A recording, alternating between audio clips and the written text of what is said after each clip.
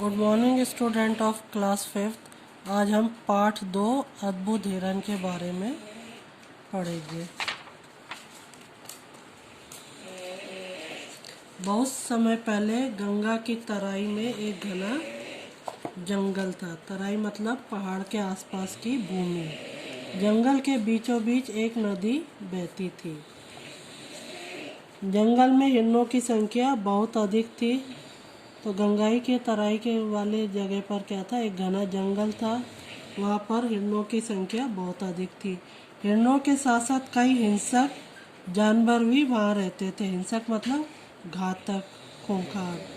वे हिरणों के लिए खतरा थे। दोपहर में जब कभी हिंसक जानवर आराम कर रहे होते तब हिरन का झुंड उस नदी पर पानी पीने आता था। तो जब जंगली जानवर आराम करते थे तभी हिरणों का झुंड नदी पर पानी पीने आता था, क्योंकि ये सबसे सुरक्षित समय था। वैसे तो इन जंगलों में हिरन के कई झुंड थे। तो ये जो है गंगा की तराई में जो घना जंगल था वहाँ पर हिरणों के कई झुंड थे। परंतु एक झुंड ऐसा था जिसका सरदार काला हिरन था। एक झुंड में क्या था, काला हिरन था। उसका सरदार जो था काला हिरन था। काला हिरन दूसरे हिरणों से ज़्यादा तेज दौड़ सकता था और झुंड में सभी को उस पर पूरा विश्वास था। अपने सरदार पर उनको पूरा विश्वास था। वह जितना बुद्धिमान था उतना ही सीधा और सरल भी था। ये बुद्धिमान भी था और सीधा और सरल था। वह अपने कर्तव्य का पालन जी जान से करता था। कर्तव्य मतलब अपना फर्ज निभाना। जो भी उसको काम दिया जाता था उसे वो पूरे जी जान से करता था। काला हिरन देखने में अद्भुत लगता था। अद्भुत मतलब अनोखा। उसकी चमकीली लाल लाल आंखों को देखकर बहुत से जानवर डर जाते थे।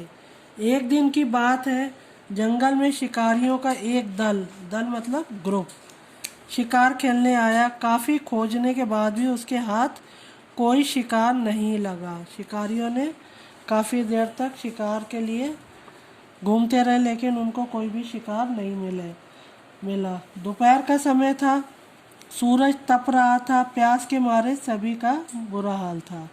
तो शिकारी लोगों को गर्मी लग रही थी। गर्मी की वजह से उनको प्यास लगी। शिकारी पानी की खोज में इधर उधर भटकने लगे। तभी उन्हें नदी दिखाई दी।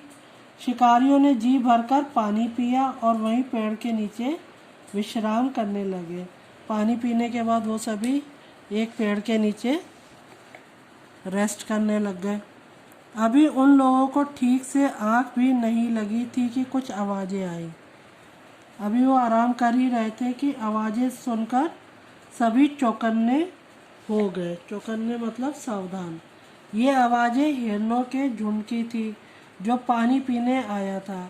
इस समय भी काला हिरन सभी हिरणों का नेतृत्व कर रहा था। मतलब सभी हिरणों को कौन संभाल रहा था, काला हिरन।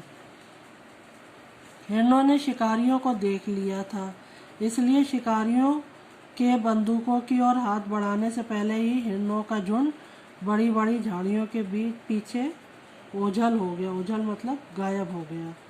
शिकारियों ने हिरणों का पीछा किया पर सभी हिरन छिपे हुए थे।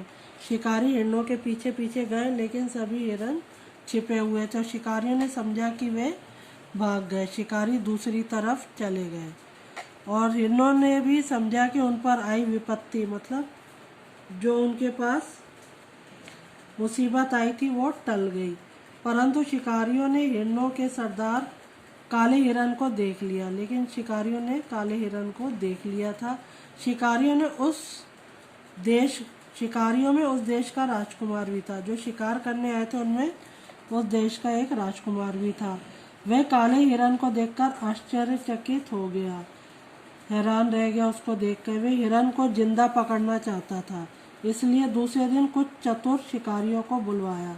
तो उस राजकुमार को काला हिरन कैसे चाहिए था, जिंदा। तो उसने कुछ जो चतुर शिकारी थे उनके साथ दूसरे दिन भी आया।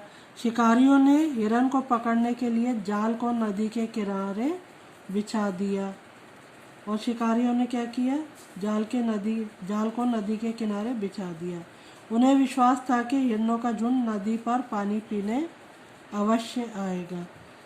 तो आपको ये नेक्स्ट जो पैरा है इसको कल मैं समझाऊंगी। Thank you.